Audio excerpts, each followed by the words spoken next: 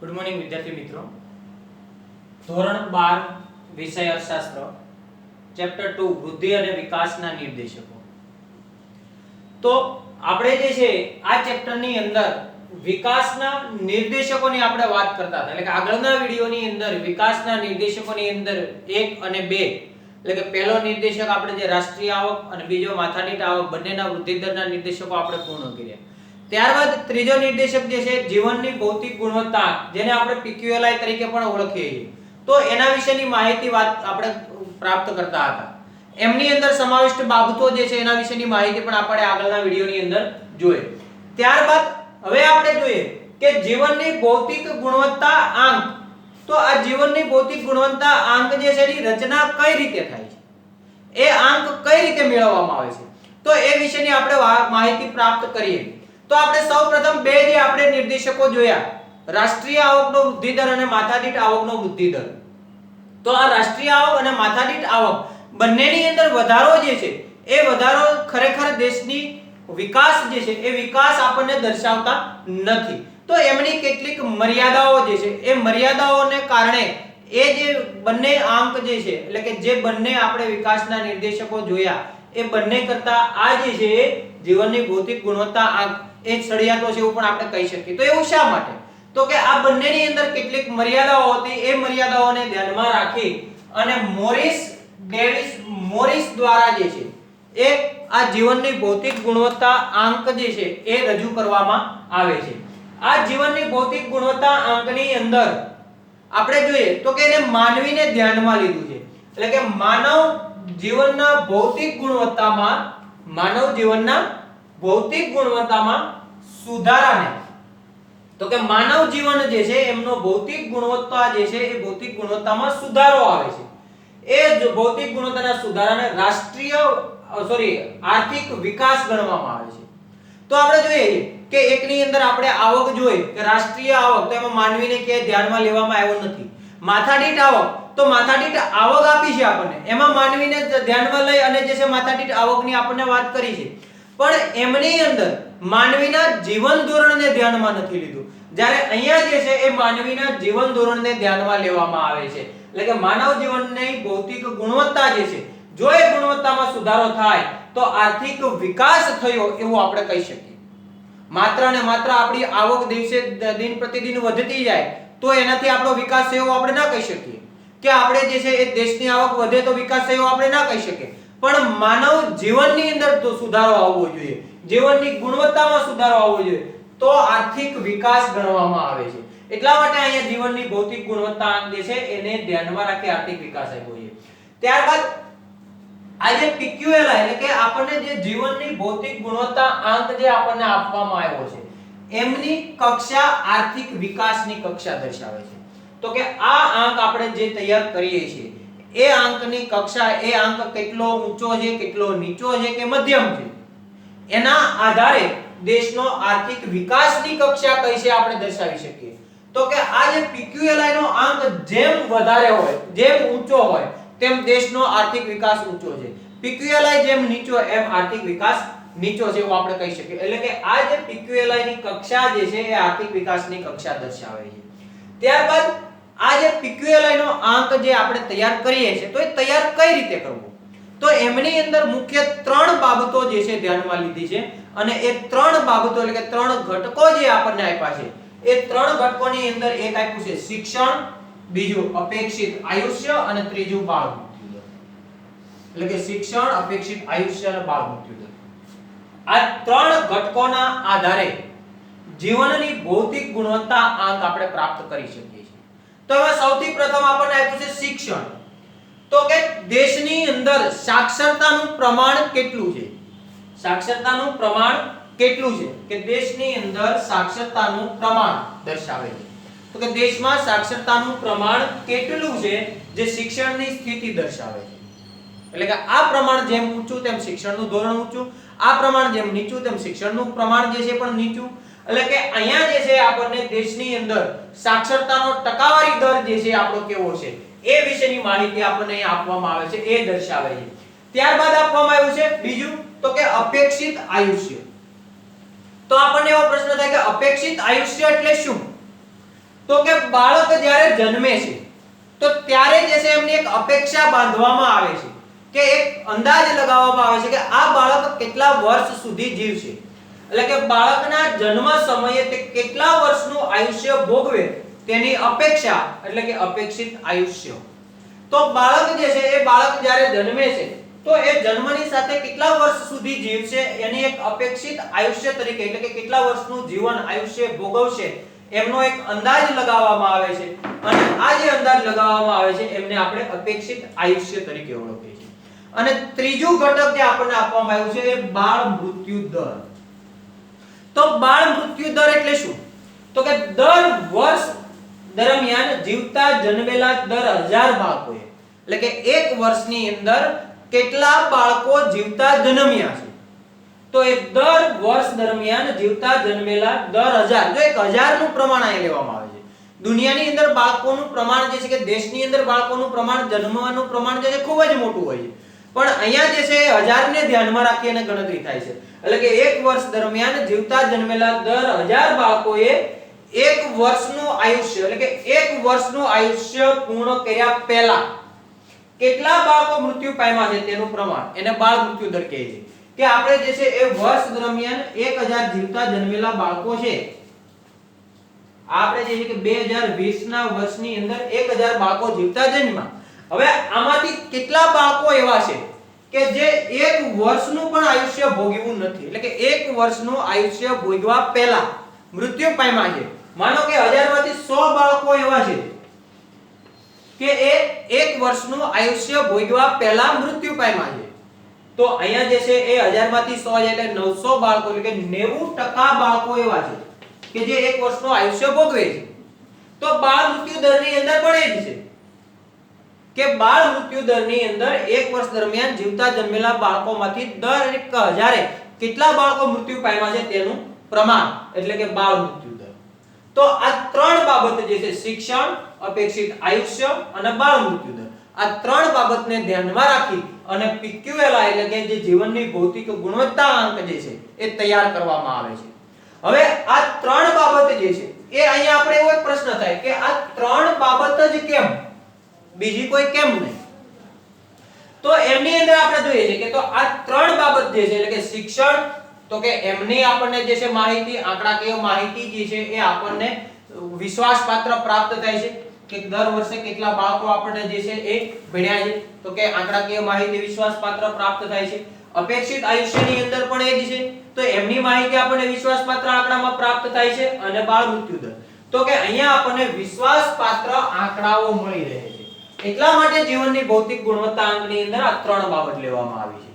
આ ત્રણ બાબત જે છે પ્રયત્નો નથી પણ એ શું છે તો કે પરિણામ દર્શાવે છે. એ પ્રયત્નો દર્શાવતું નથી કે કેટલા પ્રયત્નો કેવા પ્રયત્નો પણ એ પરિણામ કે ખરેખર આની અંદર શિક્ષણ આટલું જ મળ્યું છે ખરેખર આ બાળ મૃત્યુ દર આટલો જ છે એટલે કે એ આપણને પરિણામ પ્રાપ્ત થાય છે એટલે કે પરિણામ દર્શાવે છે માટે એનો ઉપયોગ આમાં કરવામાં આવ્યો છે. ત્યારબાદ વસ્તુલક્ષી છે. આ વસ્તુલક્ષી હોવાથી કામગીરીની તુલના માટે વ્યાજબી ધોરણો પૂરા પાડે છે. તો આ ત્રણેય જે આપણને આપવામાં આવ્યા છે એ વસ્તુલક્ષી હોવાથી એ જે કાંઈ કામગીરી આપણે કરીએ છીએ તો એની તુલના માટે વ્યાજબી ધોરણો આમાં મળી રહે છે કે અહીંયા આપણે જે છે એ ગુજરાત અને પંજાબ આ બંને વચ્ચે જે છે આપણે કમ્પેરિઝન કરવી હોય એટલે કે બંનેની તુલના આપણે કરવી હોય તો અહીંથી આપણને વિશ્વાસપાત્ર આંકડા પ્રાપ્ત થાય છે. એવી જ રીતે જે છે આની અંદર પણ એ જ આંકડા પ્રાપ્ત થાય છે અને આની અંદર પણ આપણને એ જ આંકડા પ્રાપ્ત થાય છે. તો કે આંકડા વિશ્વાસપાત્ર પ્રાપ્ત થતા હોવાને કારણે કામગીરીની તુલના આપણે કરી શકીએ છીએ અને તુલના કરવા માટેના વ્યાજબી ધોરણોની જે જરૂરિયાત છે એ ધોરણોની જરૂરિયાત અહીંયા આપણને જે છે ભૌતિક ગુણવત્તા આંકના ત્રણેય ઘટકોની અંદરથી આપણને પ્રાપ્ત થાય છે. તો આ જે ભૌતિક ગુણવત્તા આંક છે એમાં મુખ્ય આ ત્રણ બાબત શિક્ષણ, આરોગ્ય અને અપેક્ષિત આયુષ્ય અને બાળ મૃત્યુ દર આપવામાં આવ્યા છે. તો વિદ્યાર્થી મિત્રો PQLI ના આંકની અંદર ત્રણ બાબત જે આપી છે હવે આ ત્રણ બાબતના આધારે આપણે PQLI નો આંક કઈ રીતે પ્રાપ્ત કરવો એની રચના કયા પ્રકારની હોય છે તો એમાં જે છે શિક્ષણ, અપેક્ષિત આયુષ્ય અને બાળ મૃત્યુ દર આ ત્રણ બાબત જે આપણને આપવામાં આવી છે સૌપ્રથમ તો આ ત્રણેય બાબત જે છે એમને 100 નો ગુણભાર આપવામાં આવે છે કે આમની અંદર તમે વધુમાં વધુ 100 ગુણ આપી શકો, એટલે કે 100 નો ગુણભાર જે છે આ ત્રણેય બાબતને આપવામાં આવે છે કે 100 ગુણ જે છે એ શિક્ષણના, 100 અપેક્ષિત આયુષ્યના અને 100 બાળ મૃત્યુ દરના. ત્યારબાદ એમનો ગુણભાર જે છે એ ગુણભાર જે છે કઈ રીતે આપે તો કે 0 થી 100, કે આમને જે છે માર્કિંગ આપણે કરવું હોય તો 0 થી 100 ની વચ્ચે આપી શકાય. કેટલું આપી શકાય? 0 થી 100 ની વચ્ચે, કે આમને આપણે 1 આપી શકીએ, 5 આપી શકીએ, 7 આપી શકીએ, 9 આપી શકીએ, 50 આપી શકીએ, 60 આપી શકીએ. તો કે 0 થી 100 ની વચ્ચે કોઈ પણ આંક એની ગુણવત્તાના આધારે આપણે આપી શકીએ છીએ કે શિક્ષણનું પ્રમાણ કેવું છે, કેટલા ટકાવારી છે, કઈ રીતનું છે, એ ગુણવત્તાના આધારે આપણે 0 થી 100 ની વચ્ચે એને આંક આપી શકીએ છીએ. એવી જ રીતે અપેક્ષિત આયુષ્યને પણ એ રીતે આંક આપી શકીએ અને બાળ મૃત્યુ દરને તો કે એમને 0 થી 100 ની વચ્ચે આપણે આંક આપી શકાય છે. ત્યારબાદ શું કરવાનું તો કે આ ત્રણેય આંક આપણને આપ્યા છે, એટલે કે શિક્ષણ, અપેક્ષિત આયુષ્ય અને બાળ મૃત્યુ, તો એમને 0 થી 100 ની વચ્ચે આપણે આપીએ છીએ. તો સૌપ્રથમ આપણે શિક્ષણ લઈએ કે શિક્ષણને જે છે એ 50 અંક આપીએ છીએ. ત્યારબાદ અપેક્ષિત આયુષ્ય જે છે એને આપણે 70 અંક આપીએ છીએ અને ત્યારબાદ જે છે એને બાળ મૃત્યુ દર છે તો એને આપણે 90 અંક આપીએ છીએ. તો અહીંયા શું કીધું છે કે 1 2 3 એટલે કે 1 શિક્ષણ, 2 અપેક્ષિત આયુષ્ય અને 3 બાળ મૃત્યુ દર. ત્રણેયનો સરવાળો જે છે સરવાળો કરવામાં આવે છે. તો આ ત્રણેયનો આપણે સરવાળો આપણે કરીએ તો કેટલો થાય છે 210. તો આ જે સરવાળો અહીંયા આપણે કર્યો છે આ સરવાળાને ધ્યાનમાં રાખી અને એમની સરેરાશ કાઢવામાં આવે. તો આ ત્રણેયના અંક આપણે આપી દીધા 50, 70 અને 90. હવે ત્રણેય જે છે એને 3 વડે ભાંગવામાં આવે છે. કેટલા વડે ભાંગવામાં આવે છે? 3 વડે. તો એ 3 વડે ભાંગતા જે કઈ અંક આપણને મળે છે તો એ અંક આપણને પ્રાપ્ત થાય છે. કયો પ્રાપ્ત થાય છે? તો કે PQLI નો અંક જે છે આપણને પ્રાપ્ત થાય છે. હવે આ ત્રણેયને સરવાળાને 3 વડે ભાગી સરેરાશ કાઢી. તો આ 3 વડે ભાંગે અને એમની સરેરાશ જે આવે સરેરાશ આપણે કાઢીએ છીએ અને એ સરેરાશ જે આપણને અંક પ્રાપ્ત થાય છે એ PQLI નો અંક છે એવું આપણે કહી શકીએ. તો આ PQLI ના અંક જે છે એને માટે 100 નો ગુણભાર આપવામાં આવે છે. 0 થી 100 ની વચ્ચે જે છે એમને માર્કિંગ આપણે કરીએ છીએ એની ગુણવત્તાના આધારે કે એનું પ્રમાણ કેટલું છે, એ કયા પ્રકારે જે છે અને એમના આધારે ત્રણેયનો સરવાળો કરવામાં આવે. ત્રણેયનો સરવાળો કર્યા પછી ત્રણેયની સરેરાશ આપણે કાઢીએ છીએ અને સરેરાશના આધારે આ અંક આપણને જે કાંઈ સરેરાશ મળે છે એ આપણો PQLI નો અંક છે. હવે એમની અંદર 0 થી 100 ની વચ્ચે આપણે આપ્યા છે. PQLI નો અંક જે છે પણ એ પ્રમાણે છે. તો આ PQLI નો અંક જેમ 100 ની નજીક જાય એમ આર્થિક વિકાસ વધારે એવું આપણે કહી શકીએ અને જેમ 0 ની નજીક થાય એમ આર્થિક વિકાસ નીચો છે એવું આપણે કહી શકીએ. એટલે કે જેમ આપણો આંક જે છે 100 ની નજીક જાય એમ આર્થિક વિકાસ આપણો જે છે આર્થિક વિકાસ ઊંચો છે એવું આપણે કહી શકીએ. તો આ રીતે જે છે એ ભૌતિક ગુણવત્તા આંક એટલે કે PQLI જે છે PQLI ની રચના કરવામાં આવે છે અને એ રચનાના આધારે સરેરાશ કાઢી અને જે આંક આપણને મળે છે એ આપણો PQLI નો આંક છે એવું આપણે કહી શકીએ. હવે આપણે જોઈએ આમની અંદર એમની મહત્વની બાબતો, કેટલીક એવી બાબતો જે છે કે PQLI ના આંક માટે એ આંક જ્યારે આપણે તૈયાર કરીએ તો એ તૈયાર કરવા માટે એને મહત્વની બાબતો છે. એમની અંદર પહેલી આપી છે કે 100 ની નજીક તે ત્રણેય બાબતોની કામગીરી.